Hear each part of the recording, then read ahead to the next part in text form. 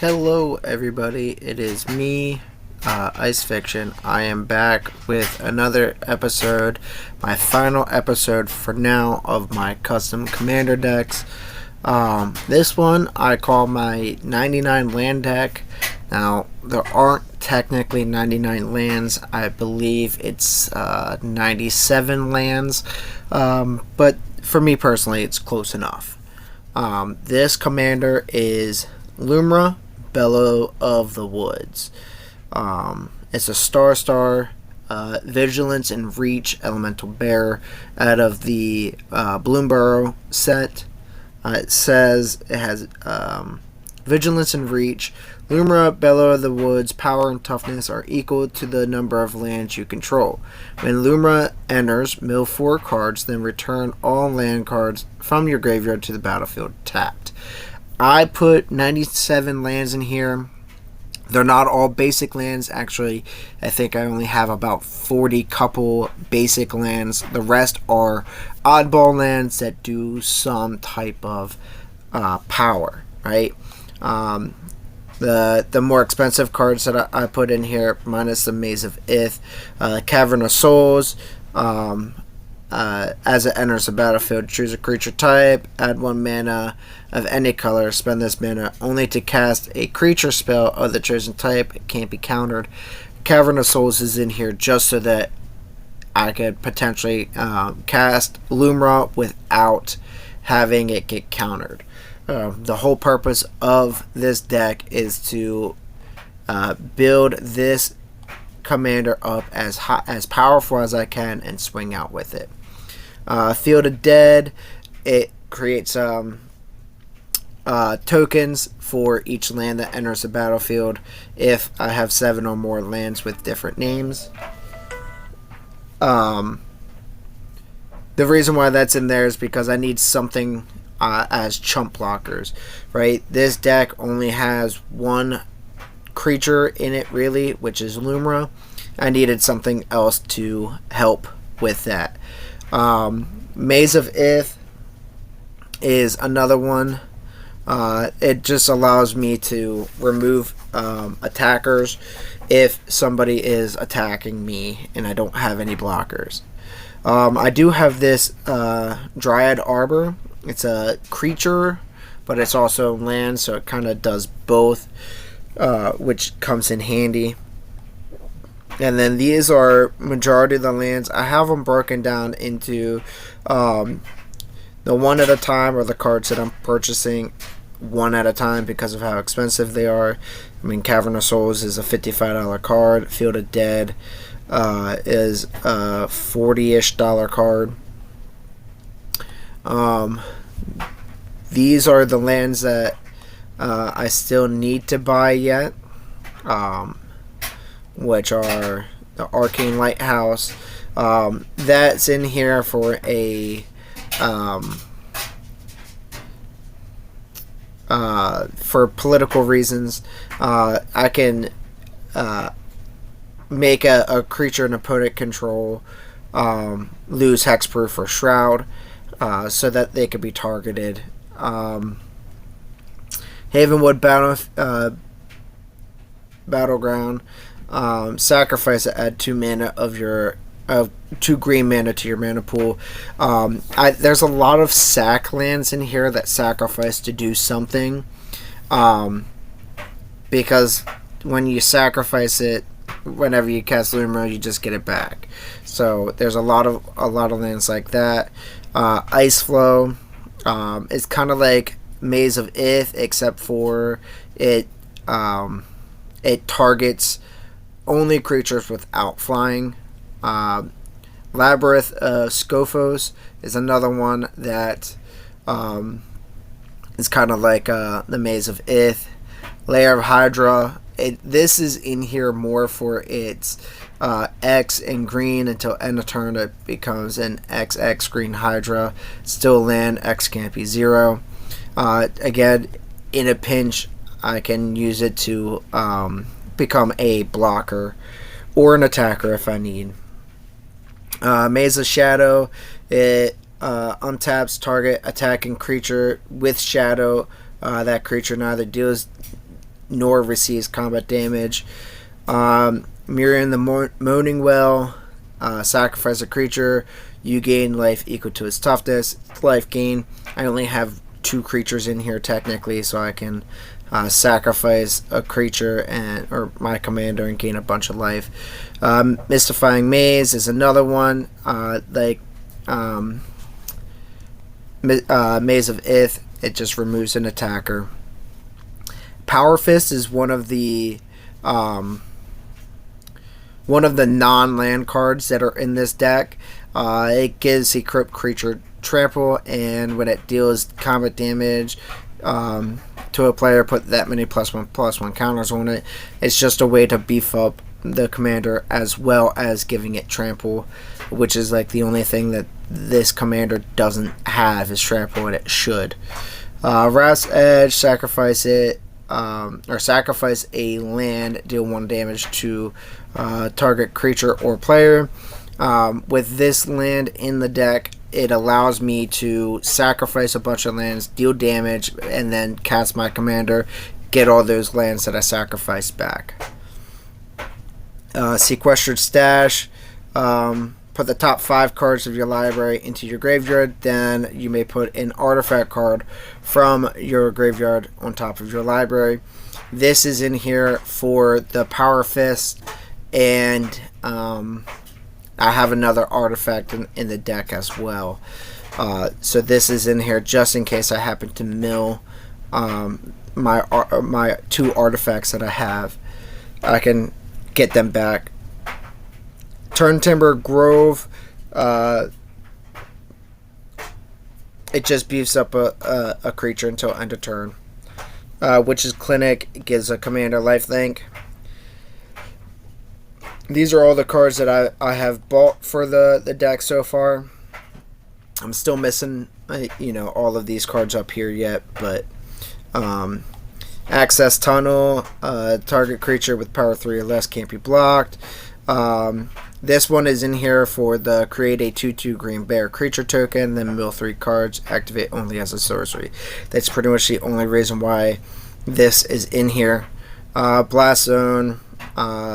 It deals or destroy each non-land permanent with mana value equal to the number of charge counters on it. So it's removal. Blighted Woodland. It's a sack land. Search for your library for up to 2 basic lands. Bonder's Enclave. Draw a card. Activate only if you control a creature with power 4 or greater. With my commander on the battlefield, I will control a creature with power 4 or greater. Cradle of the Accursed, sacrifice it and create a 2/2 black zombie creature token. Again, just trying to create blockers. Demolition Field, you sack it, destroy target non-basic land an opponent controls, and then they search their library for a basic land, put it onto the battlefield. You may search your library for a basic land, put it onto the battlefield. Emergency Zone allows me to cast spells as though they had flash. Encroaching Waste destroys land. Evolving Wilds is a sack land. Ghost Quarter, sacrifice it, destroy target land. Its controller searches the library for a basic land card, put it onto the battlefield, then shuffle. Gargoyle Castle, again, it creates a blocker. Foundry of Council creates a blocker. 45 basic lands is all I have in this deck. Field of Ruin is destroying a land or land destruction. Grasping Dunes, it's a sack land that puts a -1/-1 counter on a target creature. Haship Oasis, it buffs creatures. Sacrifice a desert, which this is a desert.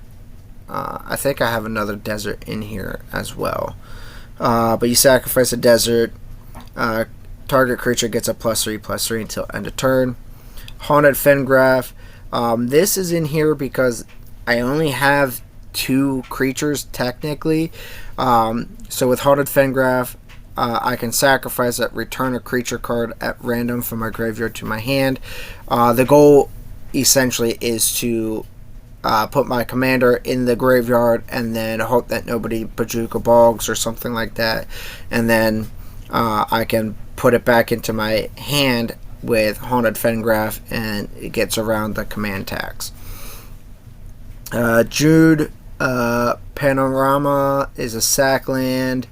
Cauldra Complete is the other artifact that I have in here. Equipped creature gets a +5/+5, has first strike, trample, indestructible, and haste. And whenever this creature deals combat damage to a creature, exile that creature. So this is just getting making my commander even more powerful. Mishra's Factory, it's in here for creating a 2/2 assembly worker. Myriad Landscape is a sack land. Promising Vein is a sack land. Rogue's Passage makes my commander unblockable. Sanctum of Eternity, return target commander I own from the battlefield to my hand. Activate this ability only during your turn. This is just in case somebody tries to remove my commander. I can choose to return it to my battle or to my hand on my turn. So if somebody plays like a Path to Exile or something along those lines, I can, in response, return it to my hand. Sandstorm Verge, it makes a creature, it makes it to where a creature can't block this turn. Shire Terrence is a sack land. Spawning Bed creates creates some blockers. Sunscorched Desert, when it enters the battlefield, it deals 1 damage. That's pretty much the only reason why it's in there, is to ping people. Tectonic Edge is land destruction. Underdark Rift, put target artifact, creature, or planeswalker into his owner's library just beneath the top X cards of that library, where X is the result of the dice roll. So it's a removal. Tyrite Sanctum, it's in here because it gives an indestructible counter.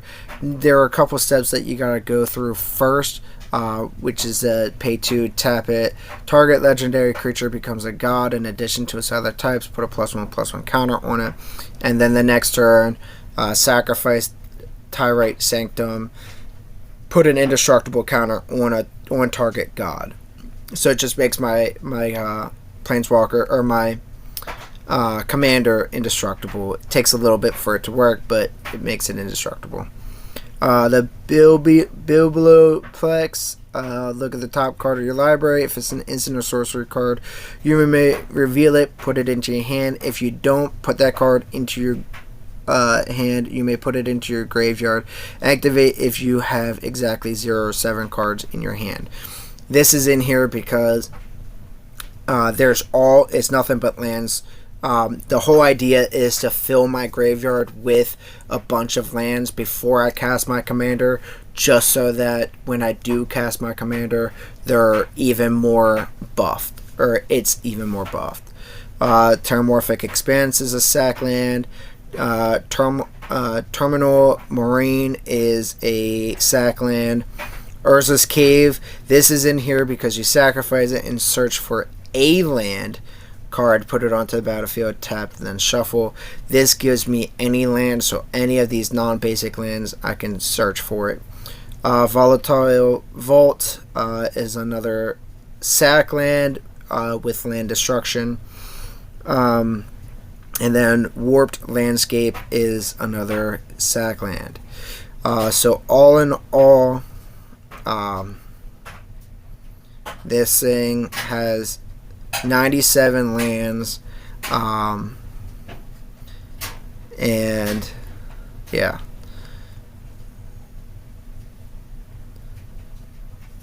'82. Yep, 97 lands and 2 artifacts is what this has. Like I said, the whole purpose of this deck is to make Lumra as powerful as I possibly can as soon as I cast it. There's a bunch of sack lands in here so that I can fill my graveyard up with lands, and then whenever Lumra enters the battlefield, I return all those lands to my battlefield. Makes her even more powerful. If I don't end up doing that, by the time I actually cast her, she's 6 mana, so I have to make it 6 turns before I can cast her. In those 6 turns, whenever I would cast her, she would come out as a minimum of 10/10, theoretically. Obviously, I'm trying to beef up my graveyard with a bunch of sack lands so that they can, or so that whenever I cast Lumra, she's even more powerful than a 10/10. I built this deck as a Voltron deck almost. So that's the goal of it. If you like this deck, I can include a deck list in the comments. Please like and subscribe. I will be having a couple more videos coming out here about Commander. There were a bunch of rule changes and stuff like that with banned cards that had come out recently, and I would like to give my input, my opinions of it, which don't mean anything to the rules committee or anything like that, but just to kind of speak my piece on it and kind of let everybody know where I stand on all of that stuff. So if you like this video, please like and subscribe. It really does mean a lot to me, seeing all the views and stuff that I've gotten on these videos. I will be creating more decks in the future. I have more plans of decks and stuff, and I will be doing more gameplay video as well, just so that you guys can kind of see how these decks play. A lot of it is done online. Actually, all of it is done online on Spell Table. So that's all it's going to be, is just me playing some of these decks on Spell Table. But yeah, with all that being said, I will see you guys in the next video. Thanks. Bye.